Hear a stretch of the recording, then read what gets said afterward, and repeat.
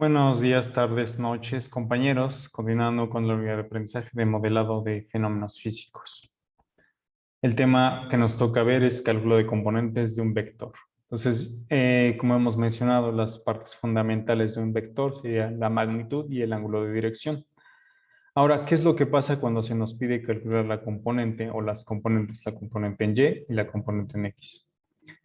Pues lo que podemos hacer es, con respecto a los temas o los conceptos de triángulo rectángulo que se ven en matemáticas previamente, así como las funciones trigonométricas, podemos utilizar esta información. Entonces aquí lo que tenemos es una representación de nuestro vector y obviamente los vectores componentes formando un triángulo rectángulo. Entonces el componente en Y sería nuestro cateto opuesto del triángulo rectángulo. El cateto adyacente sería dado por el componente en X. Y obviamente la dirección, el ángulo de 60 grados que se nos proporciona, así como la magnitud del vector. Entonces, las identidades trigonométricas con respecto a un triángulo rectángulo son bien conocidas y las tenemos aquí planteadas. Entonces, coseno del ángulo θ es igual al cateto adyacente sobre la hipotenusa. El cateto adyacente, ¿quién sería? La componente en X. La hipotenusa, ¿quién sería? Nuestra magnitud del vector. ¿Quién sería nuestro cateto opuesto? La componente en Y. Y por obvias razones, la hipotenusa, como ya lo hemos mencionado. Entonces, lo único que tenemos que hacer es realizar un despeje. Queremos conocer el cateto adyacente y el cateto opuesto. Entonces, tenemos que despejar la hipotenusa en ambas fórmulas. La hipotenusa está dividiendo, pasaría multiplicando.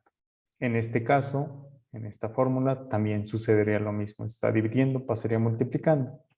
Entonces, esto ya lo tenemos aquí. El cateto adyacente, que sería nuestro componente en X, sería igual al coseno del ángulo θ. El coseno del ángulo θ son 60 grados, que multiplica a la hipotenusa, que serían 24 unidades de la magnitud del vector. El cateto opuesto sería de forma similar el seno del ángulo de 60 grados por la hipotenusa, que son 24 unidades. Entonces, despejando las magnitudes en nuestras fórmulas, tenemos esta forma, ¿no?, de la fórmula. Entonces, operando y obteniendo los resultados para el cateto adyacente, tenemos un resultado de magnitud de 12 unidades. Para el cateto opuesto o la componente en Y, tenemos un resultado de una magnitud de 20.78 unidades. Entonces, de esa forma ya hemos podido calcular las componentes en X y en Y de nuestro vector proporcionado. De nuestro vector de 24 unidades con un ángulo de dirección de 60 grados. Pero ahora, ¿qué pasa? En este análisis observamos que con respecto a la referencia, nuestro vector se encuentra en el primer cuadrante. ¿Qué es lo que pasa cuando se encuentra en el segundo cuadrante? Es decir, a simple vista, lo que vamos a poder visualizar es que nuestro vector en la componente en X parte de la referencia hacia el lado izquierdo. Entonces serían básicamente una magnitud negativa. Observamos también visualmente que la componente en Y sigue una dirección hacia arriba, desde la referencia hacia la parte superior, por lo tanto tiene una magnitud positiva, pero eso debemos de corroborarlo. Entonces, el planteamiento de las fórmulas es el mismo, sin embargo, aquí hay que poner atención en cuanto al ángulo de dirección. Con respecto a una referencia, que en este caso sería el plano del primer cuadrante, tenemos un ángulo distinto, ¿no? Ahora ya no se retoma o se remonta solamente a un ángulo de 45-60 grados, sino es un ángulo más grande, ¿no? Un ángulo de 125 grados. Entonces, con ese ángulo de 125 grados es el con el que vamos a trabajar y es el que vamos a despejar. Entonces, tenemos el cateto opuesto es igual al seno de 125 grados por 7 unidades.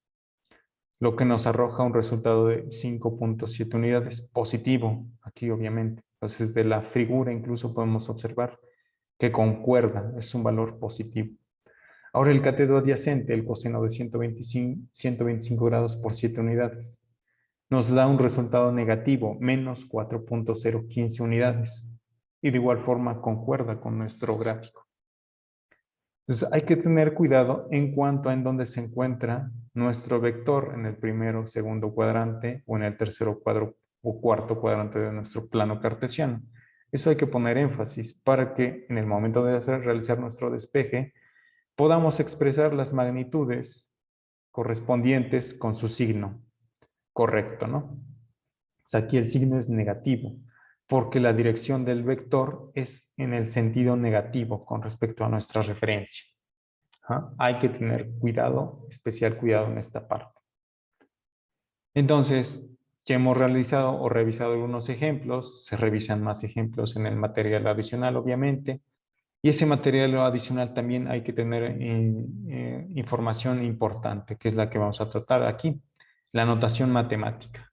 Entonces, ¿cómo vamos a encontrarnos en la bibliografía la notación matemática de los vectores? Pues simple, se expresa a través de una variable y una flecha en la parte superior.